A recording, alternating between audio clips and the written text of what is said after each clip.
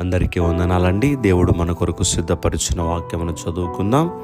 నీ భారము యెహోవా మీద మోపుము. ప్రియ దేవుని బిడ్డలారా, భారము అంటే మన శక్తికి మించినది, మనము మోయలేనిది.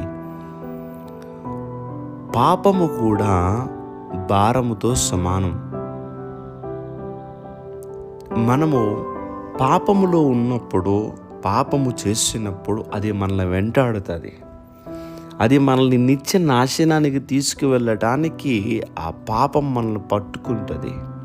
అయితే ఇట్టి పాపము నుంచి విడిపించగలిగినటువంటి వారు ఎవరు అని ఆలోచించగలిగినట్లయితే, యేసుక్రీస్తు ప్రభువారికి పాపములు క్షమించగలిగిన అధికారం ఉన్నది. ఎందుకంటే మన పాపములు ఆయన పైన వేసుకున్నారు. లోక పాపములు మోసుకొని పోవు దేవుని గొర్రెపిల్ల అని ఆయనకు పేరు కలదు. కనుక మన పాప భారాన్ని ఆయన భరించి, మన అతిక్రమములను క్షమించి,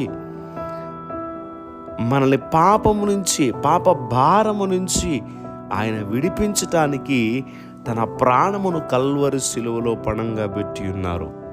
ఆయన రక్తము చేత మనకి పాపము నుండి విడుదల కలుగుతోంది.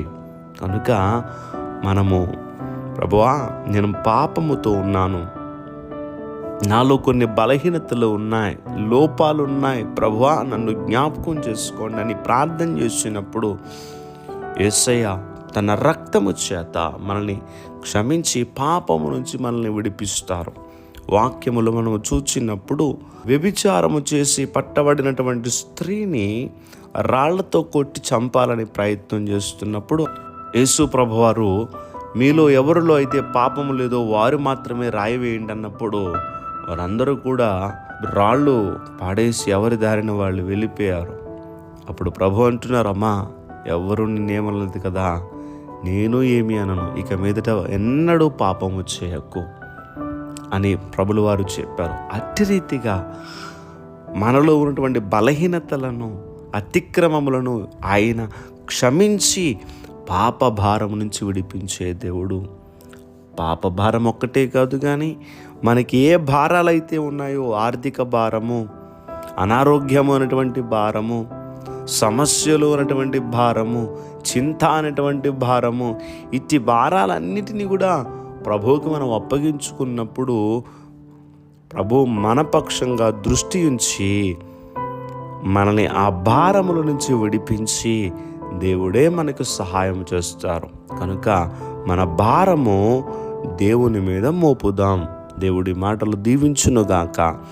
ప్రార్థన చేసుకుందాం. సర్వాధికారైన దేవా, మీకు వందనములు. ఈ రోజున బిడ్డలు వారి పనులు ప్రారంభిస్తూ ఉంటుండగా నీ బిడ్డల పనులకు తోడుగా ఉండండి, వారి ప్రయాణాలకు తోడుగా ఉండండి, వారి ఉద్యోగములకు తోడుగా ఉండండి. ఎగ్జామ్స్ రాస్తున్నటువంటి బిడ్డలు వారి ఎగ్జామ్స్లో తోడుగా ఉండి చక్కగా ప్రభు పరీక్షలు రాయడానికి మీ సహాయం వారికి దయచేయండి. ఈరోజంతా బిడ్డలు సంతోషంగా ఉండులాగా మీ చేయి పట్టుకుని మీరు నడిపించమని యేసుక్రీస్తు వారికి నామం పేరట అడిగి వేడుకుంటూ ఉన్నాం మా పరమ తండ్రి.